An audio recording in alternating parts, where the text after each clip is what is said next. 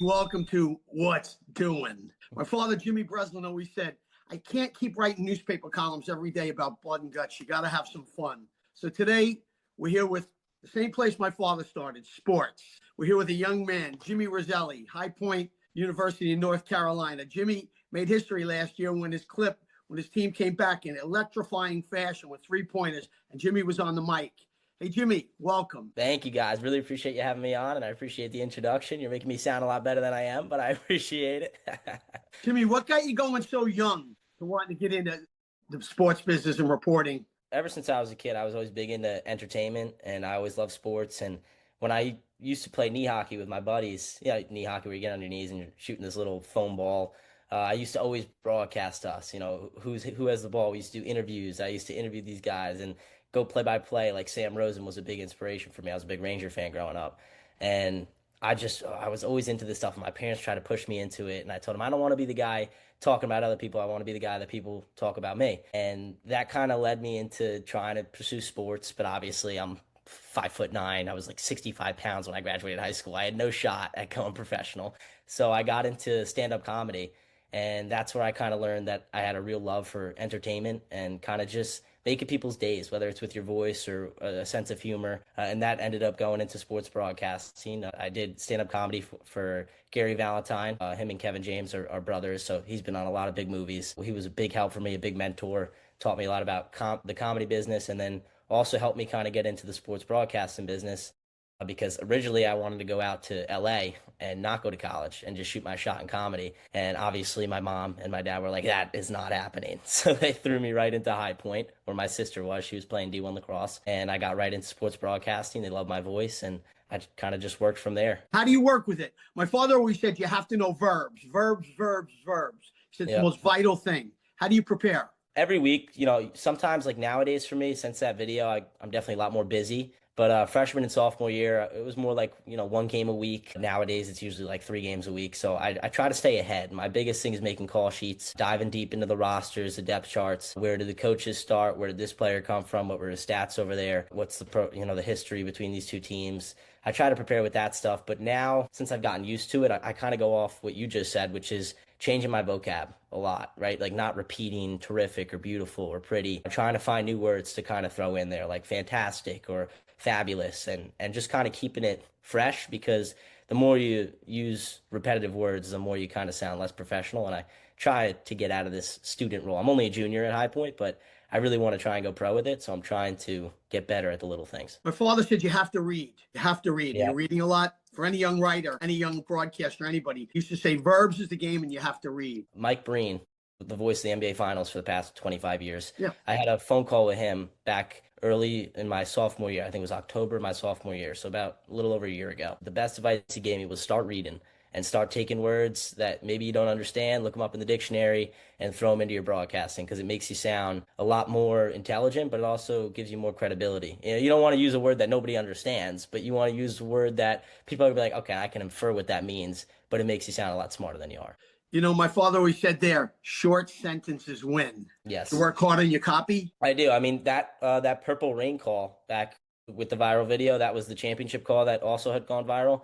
That was me in the car, just brainstorm. We had Purple Rain on.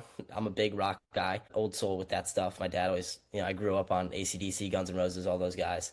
And we had Purple Rain playing, and I started thinking to myself, I said, Purple Rain, High Point's purple and white, that's pretty good. And then I also thought, hey, that's going to hit with the older audience as well because they know what Purple Rain is. So it kind of just formed this whole little 20-second spiel when they won, and that was my championship call. That was my championship copy right there.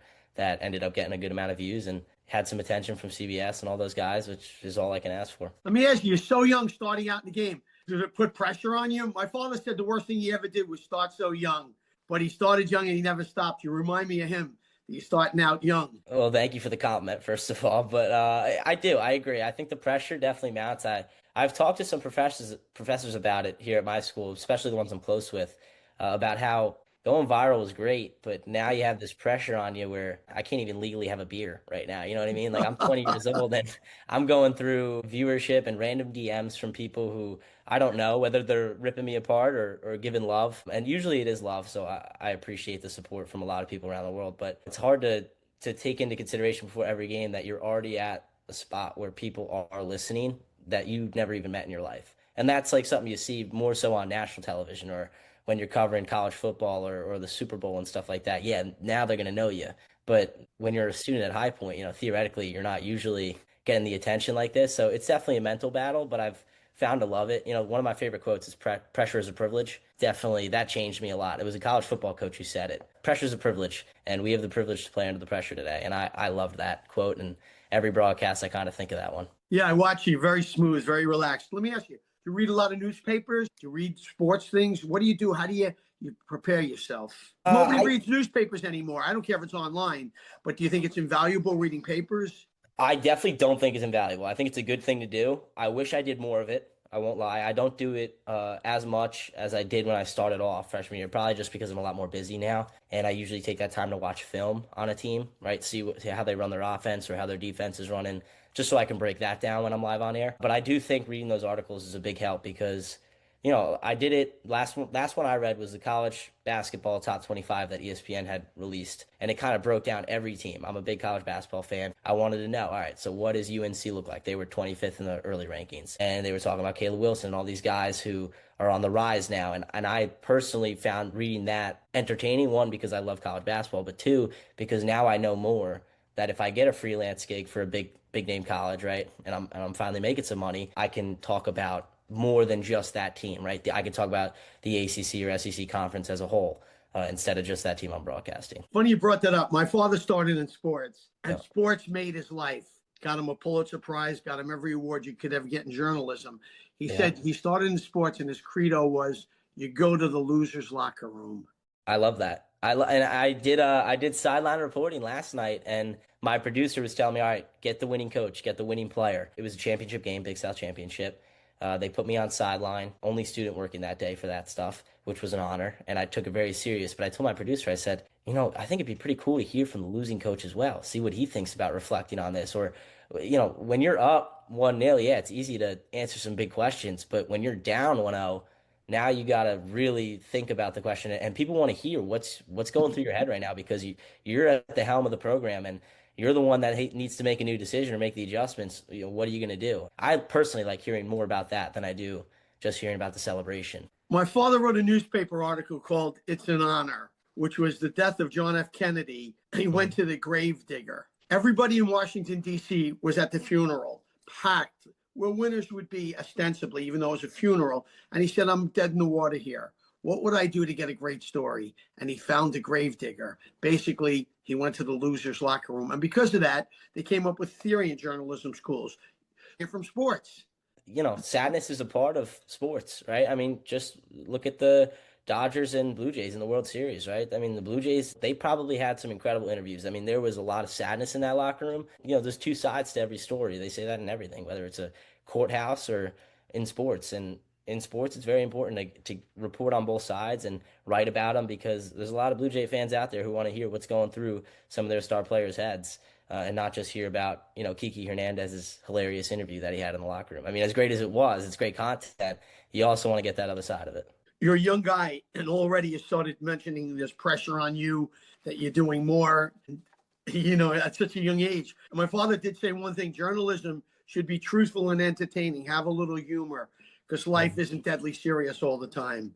Yeah. How are you handling it? I'm definitely my biggest critic. Anytime I do an interview, I immediately will look back at it and say, that was so bad. I should have done this better. I should have asked this question better. Or whether I'm on air and the goal call wasn't as good as I wanted it to be. That's where I kind of get hard on myself. But I also remember that I am 20, and I am going to develop with my voice. One, I mean, when I started as a freshman, I sounded like a pipsqueak on the mic. I barely hit puberty, let alone have any experience. And now my voice is a little bit deeper, so I found my pitch a bit more, but I still try to use that sense of humor that I learned from stand-up comedy. And I think that was undoubtedly my best decision I've ever made. My dad will say the same thing. It's the best decision I've ever made to do stand-up comedy because I've been cheered on stage. I haven't quite been booed off stage, but I've definitely been criticized, right? And I've had some shows where it was like, I want to run off the stage, and it was a 5-minute bit, and I still wanted to just get off in 30 seconds because the first joke didn't land. But that taught me how to handle the adversity that comes with technology failure and the pressure of a lot of people watching.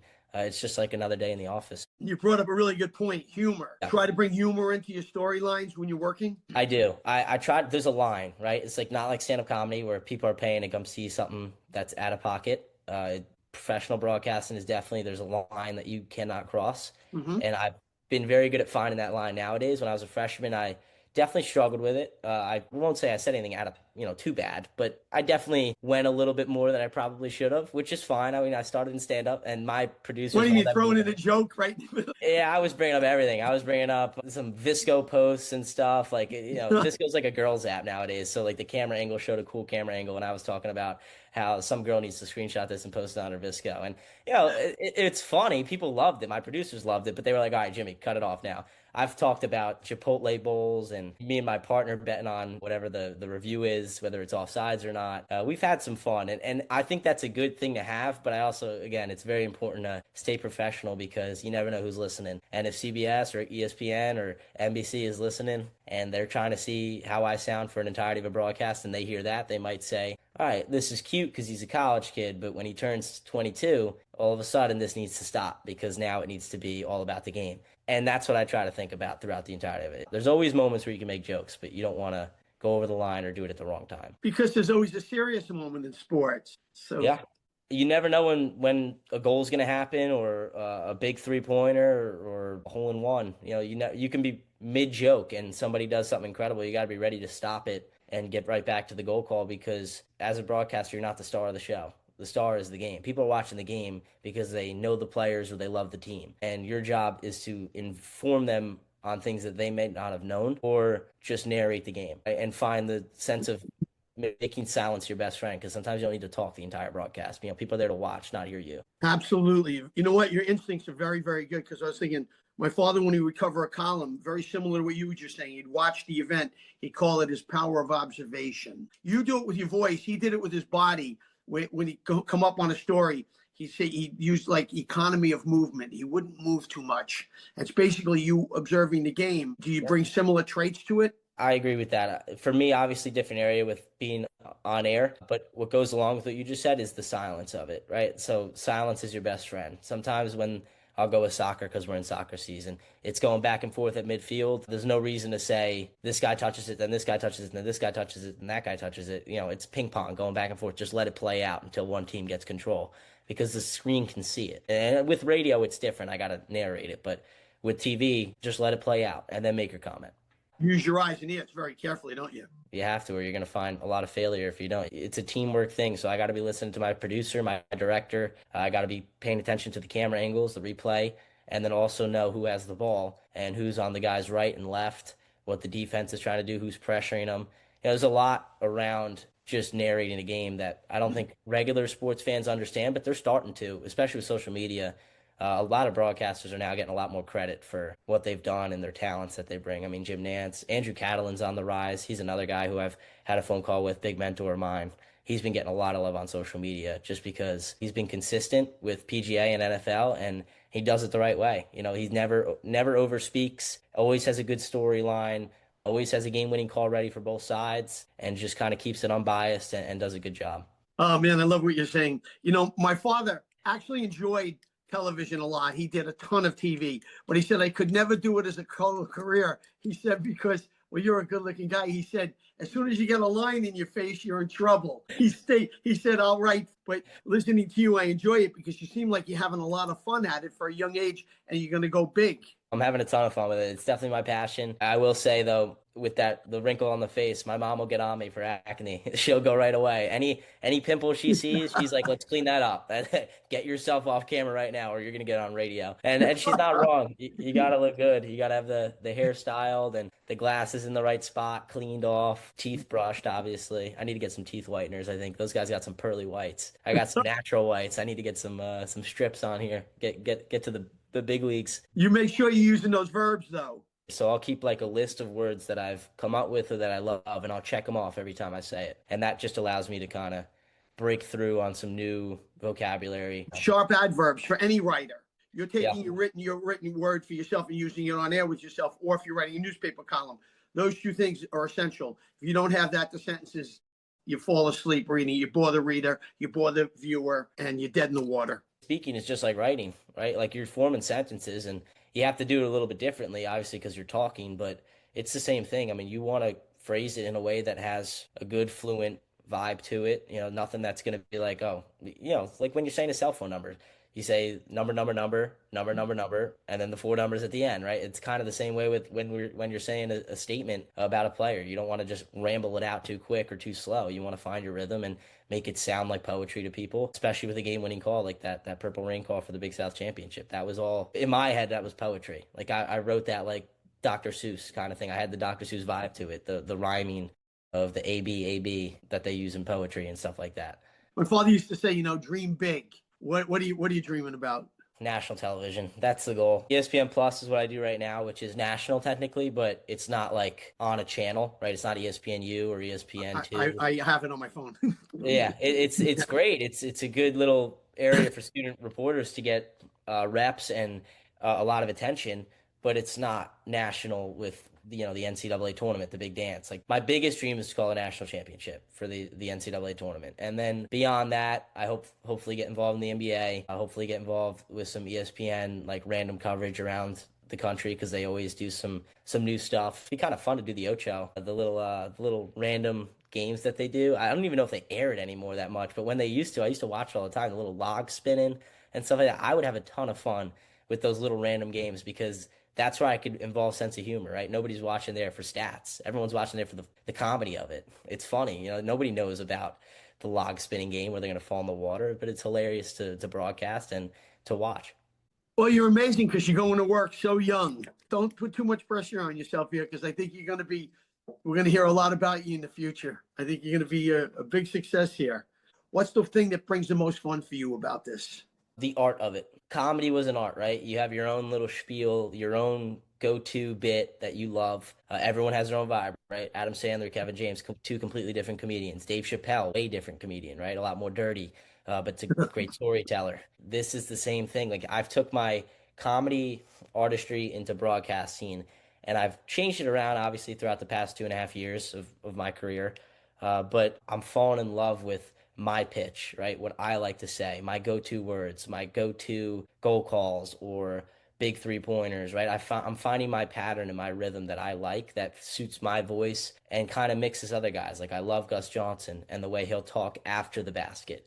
But I also love Andrew Catalan's ability to use poetry in his calls and Jim Nance to do the same. But I also love Mike Breen and his energy, but yet professionalism. So I'm trying to take all these guys and find my own art on what they do. And hopefully someday somebody will say, I love the way Jimmy Rosselli does this. I want to use what he does and try and put it into my own work. And that's like the overall goal. When I first Googled you, Jimmy Rosselli, you come up with a famous singer from a long time ago, Jimmy Rosselli. I'm named after him. My nana loved him. My nana absolutely loved him. That was her favorite singer, Jimmy Rosselli, and I look completely different from what he looks like, but he was always on in the house growing up. So I was proud to be named after him, and now I got to go live up to the Jimmy Rosselli name and go get famous and make some big bucks like he did. But he's great. Yeah, I love him. I think you will. But you brought up one little notion I thought was very nice there when you talked about the poetry of Jim Nance. Yeah. And it is true. Even with the golf stuff, it's beautiful. So I Mhm. think the key would be you got to read and you bring your own little magic to it. Yeah, I agree. Jim Nance is definitely one of the best at that specific spot, using poetry, making his words count, right? Especially in golf. Golf is hard, right? I was a competitive golfer. I know how slow it is. Jim Nance was always an inspiration for me because he always had that call ready. I mean, even with Rory McIlroy in the Masters last year, I was there. First of all, I work for the Masters. I have an internship with them. So I work every week of the Masters in the merchandise sales department. And I was out on the 18th green. I remember thinking to myself, as he missed the putt, he missed the original putt. I wasn't able to stay for the playoff. But when he missed it, I'm thinking to myself, saying, what is Jim Nance going to say? And then once he makes it on I think the second playoff hole, he goes, Rory McIlroy has his masterpiece. That is perfect. Masters, masterpiece, Grand Slam, finally done. Took him 20 years to do it. Like that was perfect poetry summed into whatever it was, 5, 6 words. That's why he's professional. That's why he gets all these big games. And golf, obviously, a little bit different than a big game like the NCAA national championship. But it's finding that rhythm. He's done it. You've seen Jim Nance cover the national championship for a long time. He knows what he's doing. I find it beautiful to see the different art you can use and different poetry you can use depending on the game and the sport. in the moment. You brought it right back to what I initially said to you. Short sentences win. I'm competitive, so I know how competitive this business is, and I'm really trying to be one of the best. I'm definitely a long way from it, only being 20. Nobody's going to give a 20-year-old a shot yet, but I'm hoping out of college, hopefully ESPN or CBS or NBC gives me a shot for a game, and I'll work my way up. I mean, I'll start from the non-popular college football teams to the SEC, or for basketball, right? I'll start, I mean, high points in the Big South. I'd love to cover the Big South and then work my way up to the A10 and then ACC, SEC, Big 10, Big 12, anything like that. I'd love to cover them. I know it's a long journey, so I'm keeping my head up and staying calm throughout it all. The Long Island blood obviously is not easy to control at times. We run at that New York pace, especially add the Italian spice into it, and it's like, uh-oh. You're impatient. You want it to come quick, but I'm trying to listen to a lot of my friends who are from Virginia who like to calm me down and say, it's going to come, it's going to come. But yeah, I'm ready to go already. Long Island blood, New York Now blood. you just keep dreaming big, Jimmy. Just keep dreaming big because I think you're on your way. Where do you think all sports and everything's going in the future? Like Uh, media wise, I think there's no way to kill sports is the bottom line. I think it's always going to be the biggest market of news, especially nowadays. You turn on the news, it's always something negative. If I got hired to do regular news, I would break off of whatever they were trying to tell me to do and say, hey, can we go do a funny bit for once in a while? Like, let me go on the street of New York City and just have some fun and like make a 10-minute segment that would make people's days, because you turn on regular news nowadays and it's always something going wrong, right? Whether it's politics or whether it's some scary event that happened. yep. It's great to report on, but it's sad. You don't want to turn it on. So people turn on sports because they want to hear about their favorite team, or they want to hear Mike Greenberg talk about the Jets and all these crazy teams. I think sports is never going to die. I think media is only growing, especially with social media. AI might give a little bit of trouble for writers, but the bottom line is nobody can ever write like a real good journalist can, because Absolutely. You got they to put the prompt the passion. thing. Yeah, You they got to put the prompt it. passion, the real thoughts. AI, they're just going to tell you what happened. They're not going to put their heart into it, which is what journalists do. Is they put their heart into it. They travel with the teams. They go to these events to make a living off of it, and I don't think that's ever going to get taken away. My father wrote an interesting column. When I say he's not all blood and guts, he wrote sports. He wrote about a young guy who shaved a basketball game. He missed the jump shot. And it made me think of the baseball pitchers with Cleveland the other day, throwing the ball in the dirt, or all the sports gambling and all the arrests. You have any Yeah. thoughts on that? I've written articles for my school on sports gambling and NIL stuff, and I will say gambling's never going to get taken away. There's nothing you can do about it. I mean, I work, as I said, for MLB Network. I can't touch baseball. I'm not a big gambler anyway because I want to go into the business. But for baseball, if I touch it, even at the social media level, where I'm like bottom of the social media team, I'm a 20-year-old kid working my way up, they would still be able to find me, and it's still very persistent from MLB Network to say, hey, don't touch baseball. And I've lived up to that. But I will say, these players who are consistently gambling, one, you kind of got to tip your cap and say, all right, that was kind of smart on their end. But it was also kind of dumb, because you think about it, you're already making millions, right? Usually, like the average baseball player is making close to $1 million, and the stars are making. I mean, Juan Soto's making 750 million. I mean, that guy does not need to gamble, right? And a lot of the guys who are getting caught nowadays never needed to gamble, but they're at their end of their career where they're saying, all right, I don't really have my stuff anymore. I'm not the star anymore. How can I try and get myself one last contract under the table? And that's what they're getting caught with nowadays. I think it's a bad decision.